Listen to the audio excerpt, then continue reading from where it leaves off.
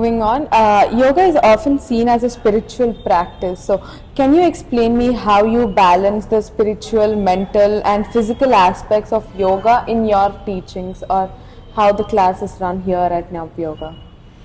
Yeah, so I think unfortunately this word spirituality is understood in a different way. I will explain it. Recently, I think there was one conversation between Gurudev and Sri Pawan Kalyanji, where I have seen one of the video in YouTube, where Gurudev was talking about being spiritual is about being courageous, being having a great vision and working towards that, winning over people, winning over many things within. So spirituality is not that you leave everything and be fearful and run away. So we have to fight for what is good, and we have to make sure that we implement what we want to for a greater vision and for a greater a thing around the society. So it's like some say 80-20, some say 90-10, right? So in any ways the numbers may be here and there, but the logical explanation is that our life 90% is spiritual. Spirituality is not that you are moving away from everything. Spirituality is that you are having certain values and principles for yourself and implementing it for the goodness of you and people around and society around you. Take it, a few people around you, society, country, world, or whatever it is. So having that value system within and working towards that is the greatest spirituality. So 90% of your life is actually spiritual, and 10% is what is material, right? When we take care of this 90%, obviously the 10% is nothing, and it is automatically taken care. But then the mind get inclined towards that only 10%, and we are leaving the rest of the 90% aside, which is actually the very critical part. If suppose you have one ritual to do, ritual could be as simple as that when you wake up in the morning, you feel grateful for what all you have in your life. That is the greatest thing to practice. And in my opinion, I think that is a spirituality. So in my opinion, I think spirituality is all about being with yourself, winning over yourself, and having certain value system, having certain ritual system, and following that. So when it comes to Navyoga, we drive the classes in a way to have this yoga as a form of your body, breath, and mind connection, right? So we don't work only on the physical aspect. We bring the element of little bit into talk about prana. Then we also look at the mind aspect. So if you look at our classes, they are very beautifully designed. I'm sure you would have attended and experienced it, right? So we have asanas, we have pranayamas, we have different set of meditations, yoga nidras. The 1 hour is beautifully designed. Many of them give a wonderful feedback that their day is very long, very light, and they're able to feel light in the physical body, and then also winning over a lot of emotions, able to handle different situations very calm and a peace manner. So I think that is what we aim towards.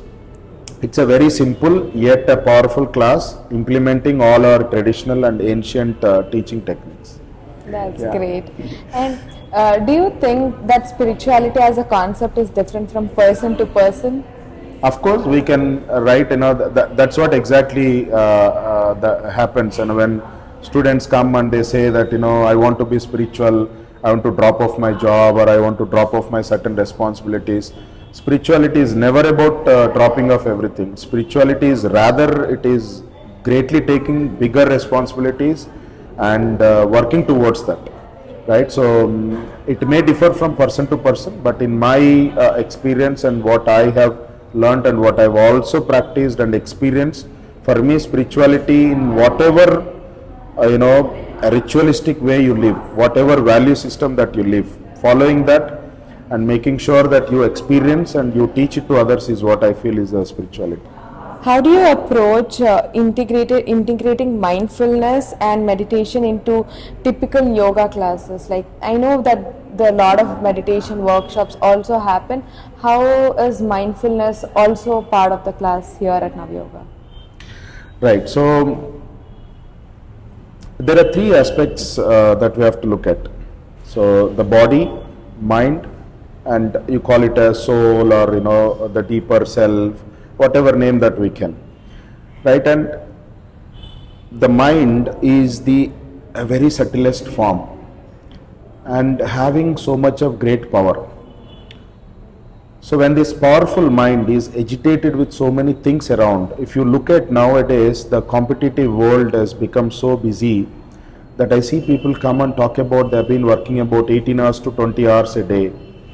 So whatever you train your mind, whatever you fill that mind with so much of thoughts and things around, it would not get into a resting mode. You cannot really switch it off and say, I'm done.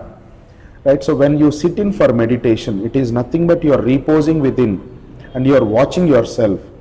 Yeah. So rather the mind which is being working all over the place outside, that moment where you are sitting for maybe 10 minutes, 15, 20 minutes, whatever the time frame, but you are actually looking within and you are wanting to connect between these three aspects, right?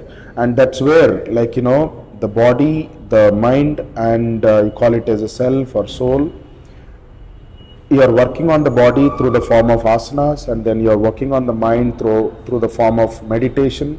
For that also, for that mind to be accessed, the greatest path again is your breath. Like for example, if you see a kite which is very high in the air, so what really having the control to manage that kite is the thread which is invisible. So your breath is that path for you to kind of have the control, or rather winning over that mind to go within, right? So when you sit for meditation and when you retrospect and repose within yourself, that's where you get touch with yourself, right? The true if we say that word I or Nenu, right? So that the true deep of I or I am or who am I is that getting revealed, right? So the entire path of yoga practice is to go towards, even in Gita it has been spoken about, it's all about Atma, Tattva, Vicharana, right? So you are going in word of wanting to see yourself. So that might start a little bit slow in the beginning, but then it goes very deeper. So meditation is very essential because it's all about not just having a good physical body, but then if the mind is weak, then we'll not be able to maintain that physical body. There is no use. So we always believe mind has the power and it has to be directed in a right way. So sitting for few minutes of meditation, 12 to 15 minutes a day, will work greatly. Trust me, this is my experience. There is never any day that I don't close my eyes and sit with myself. When you start enjoying, you really see these moments outside, the problems or challenges that you go through, you can just like this handle. Yeah, so I would say mindfulness, meditation is very important. When you do meditate, you access that mind, you get the power to direct that mind, and you will also win over the senses, right? So you might have a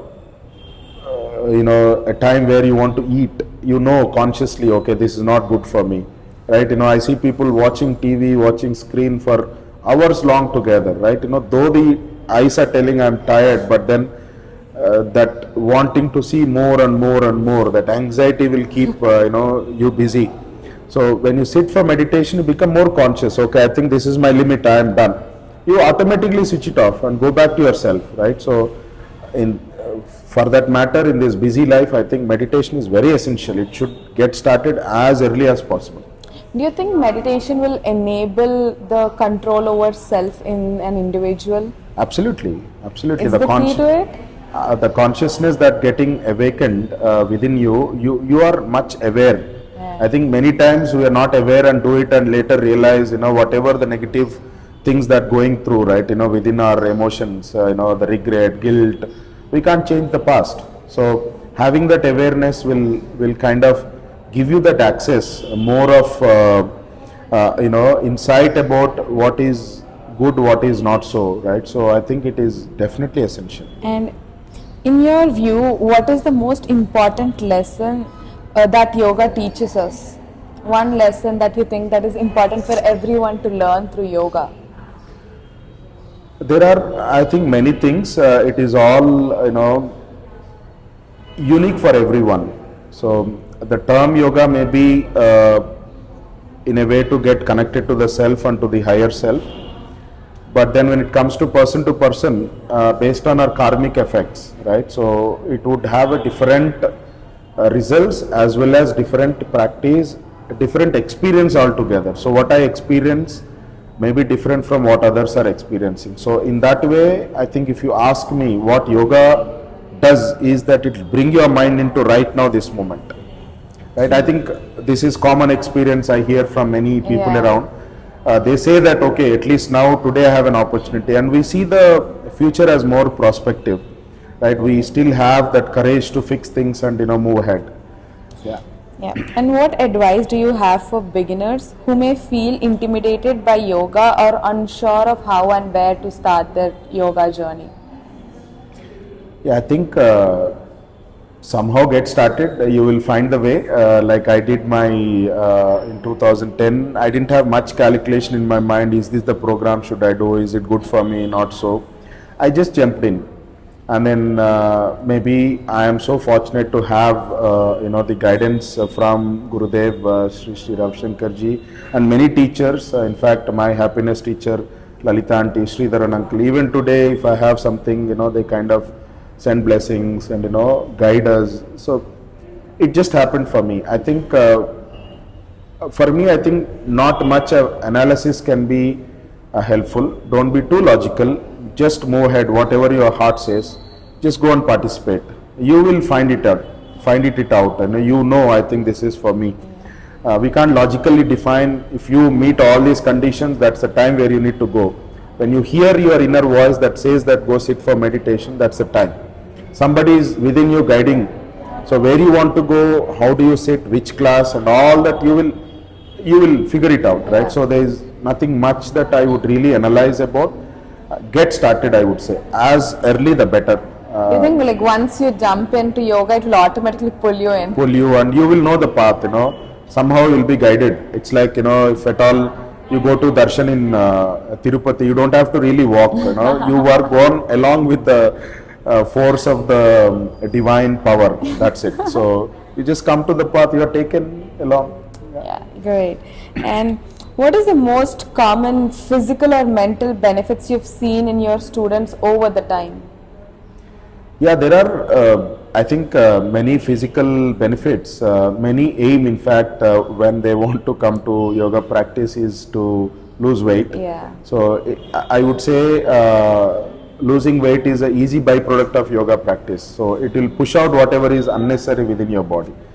So losing weight, and I have seen many people given feedback about their diabetes got reverted, BP, cholesterol, right, thyroid, PCOD, PCOS, hormonal imbalance, many things like this, is what commonly we hear from. And when it comes to the mind level, emotional balance, feelings, right, relationships, communication improves, courage comes, they are able to win over negative emotions like fear, regret, guilt, right, and you also get power to go kind of in fact, if you want to fix something, right, if something has happened, because we are into this prakriti, at times it is quite common. So they get that power in the mind to go and kind of revert that particular situation, to take over. It could be as easy as like, facing somebody when it was not so pleasant in the past, right? So people can do that very easily. There is nothing, right, fear or something that they cannot do. So these are probably the immediate things that I can think of, and I've seen people studies improved, right? They do better in career. Yeah, I think your studies you can My studies drastically improved. Yeah, so they talk about becoming better at work and businesses, because business is all about managing people and situations around, right? The more the cool you are, more peaceful you are, the better the things around you. Definitely. So these are the things I think.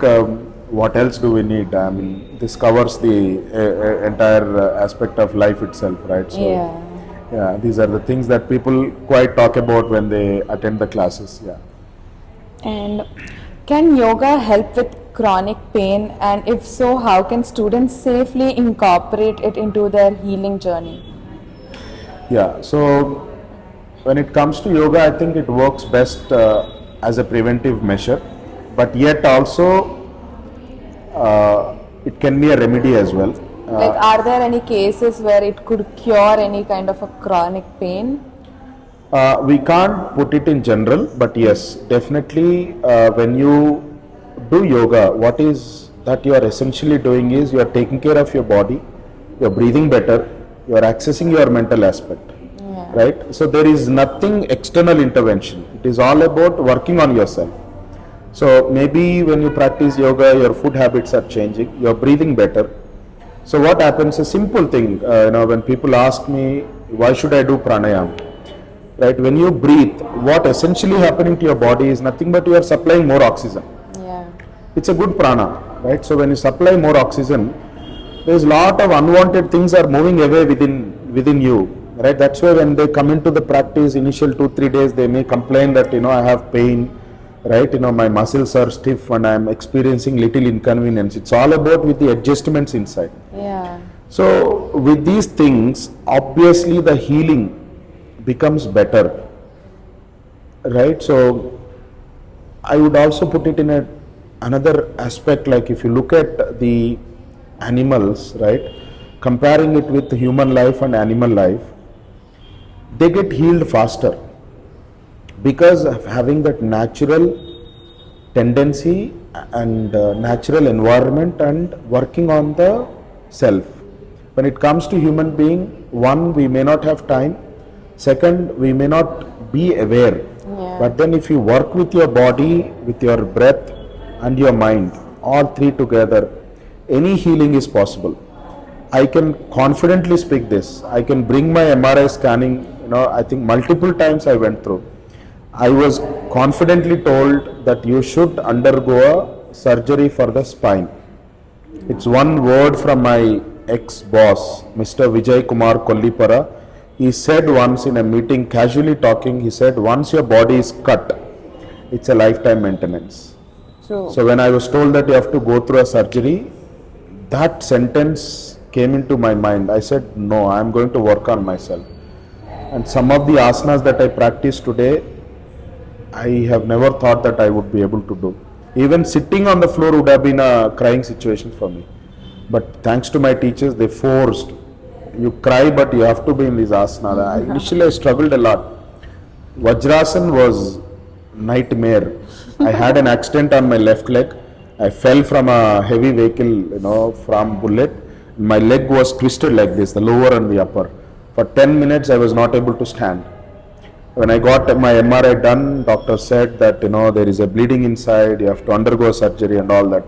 But then it is all through working on the self is what made me come here. I can sit in Vajrasana for half an hour, 40 minutes, 1 hour also without any pain.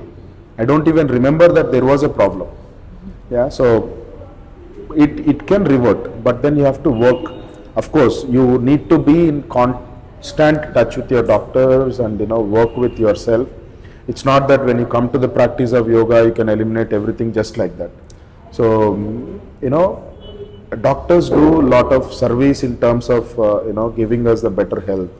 Even in we believe Vaidyo Narayana Hari, so we feel the doctor as the God himself, right? So working with yourself and taking the guidance will definitely. So you have to have patience. You have to have a long-term vision. It's not like you just come sit in 2-3 classes, miracles going to happen. Nothing happens like that, right? So for you to catch up into that chronic disease, the seed would have been few years back. Yeah. Slowly developed. Only thing is that maybe one did not realize or not aware of it, right? To get rid of and go out of that also, it takes the similar or even more time. Right? So we have to work on the self.